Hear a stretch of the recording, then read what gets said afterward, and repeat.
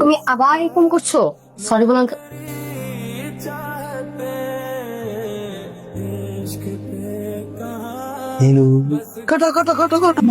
এগুলো কি ধরনের আচরণ তোমার বলো তো? এত টাকা খরচ করে তোমাকে একটা দেয়াল ঘুরে দিচ্ছে, একটা টেবিল ঘুরে দিচ্ছে, ঘড়ি কই এটা হারাইছে। হারাইছো মানে কি? বাসায় হারাইছি, বাইরে হারায়নি। আচ্ছা আমি একটা জিনিস বুঝি না, গিফট গুলো কেন দাও? কথা শোনানোর জন্য? কথার কোনো গুরুত্ব আছে তোমার কাছে? গুরুত্ব থাকলে তুমি আমার কথা শুনতা। তোমাকে কিভাবে ঠিক করবো, কিনে দিলে তুমি ঠিক হবে, আমি আসলে বুঝি না। তোমার যাকে দেখলে কি 1000 বছর ধরে দুনয়ন শুধু ওদিকেই রেখেতে একের মতো ক্ষমা করে দাও হে সুন্দরী। নেক্সট টাইম দেরি করে আসলে একদম তোমার হিটা ভেঙে দিব, তখন কিরে তার গোষ্ঠী উদ্ধার করতেছ? হ্যাঁ কি হয়েছে মানে?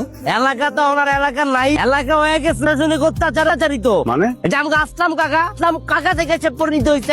আসলাম কোনো পোলা মাইয়া দেখলে না গড় দেয়।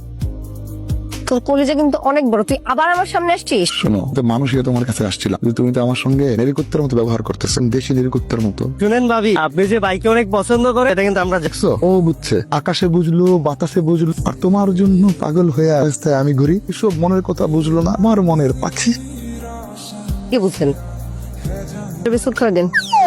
শোনো তোমার একটা কথা হোক, তোমার বাপ পিজি ইদানিং এই ছেলে মেয়েগুলোরে ছাড়াই গেছে, ব্যবসায়ী ধরা শুরু করেছে। মানে? হ্যাঁ গতকাল ফুল বিক্রেতারা ধরছে। কি বলছে জানো? কি বলছো?